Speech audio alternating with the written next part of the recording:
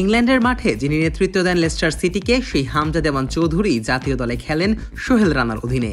শুনতে যেন একটু বেমানানি লাগে।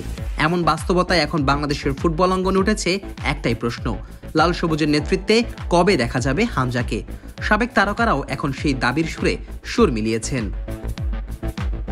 বাংলাদেশ জাতীয় ফুটবল দলের জার্সিতে ইতোমধ্যেই 4টি আন্তর্জাতিক ম্যাচ খেলেছেন লেস্টার সিটির অধিনায়ক ও বাংলাদেশের মাঝমাঠের প্রাণভোমরা হামজা দেওয়ান চৌধুরী। তার অভিষেকের পর বাংলাদেশ খেলেছে 5টি ম্যাচ, যার 4টিতেই মাঠে ছিলেন হামজা। প্রতিটি ম্যাচেই তার পারফরমেন্সে ছিল দৃশ্যমান প্রভাব, যা বাংলাদেশ ফুটবলের জন্য এক নতুন আশার আলো। লেস্টার সিটির অধিনায়ক ইতোমধ্যেই বাংলাদেশের হয়ে 2টি গোল করেছেন। মাঠে তার নেতৃত্ব গুণ, আত্মবিশ্বাস এবং নিয়ন্ত্রণে দলকে প্রতিনিয়তই দেখা যায় এক নতুন ছন্দে খেলতে। যদিও কাগজে কলমে তিনি এখনও অধিনায়ক নন, তবুও দলের অলিখিত নেতা হিসেবে হামজা যেন ইতোমধ্যেই জায়গা করে নিয়েছেন সতীর্থদের হৃদয়ে। ভারতের বিপক্ষে অভিষেক ম্যাচেই হামজা নিজেকে প্রমাণ করেন। মাঠের সব জায়গায় দাপিয়েছেন, থামিয়েছেন ইন্ডিয়ার আক্রমণ। নিজের ক্যারিয়ারের দ্বিতীয় ম্যাচেই ভুটানের বিপক্ষে জামালের কর্নার থেকে হেডারে গোল করেন হামজা। সিঙ্গাপুর ম্যাচেও দলের একমাত্র গোল পায় বাংলাদেশ তার অ্যাসিস্টে ভর করেই। আর সর্বশেষ হংকংয়ের বিপক্ষে ম্যাচের শুরুতেই দুর্দান্ত ফ্রি কিকে গোল করে হৃদয় জেতেন ভক্ত সমর্থকদের। তার এমন ধারাবাহিক পারফরমেন্সে সমর্থক, বিশ্লেষক ও প্রাক্তন ফুটবলারদের কণ্ঠে উঠেছে একই দাবি। সবাই এখন হামজাকে বাংলাদেশ দলের অধিনায়ক হিসেবে দেখতে চান। সেই দাবিতে এবার সুর মিলিয়েছেন বাংলাদেশের সাবেক কিংবদন্তি গোলরক্ষক আমিনুল হকও।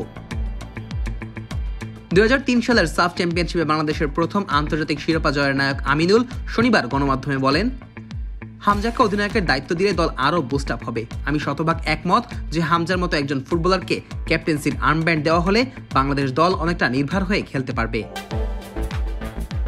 তিনি আরও বলেন, হামজা চৌধুরী এখন লেস্টার সিটির মতো ক্লাবের অধিনায়ক। তার নেতৃত্বের গুণাবলী আন্তর্জাতিক পর্যায়ে পরীক্ষিত।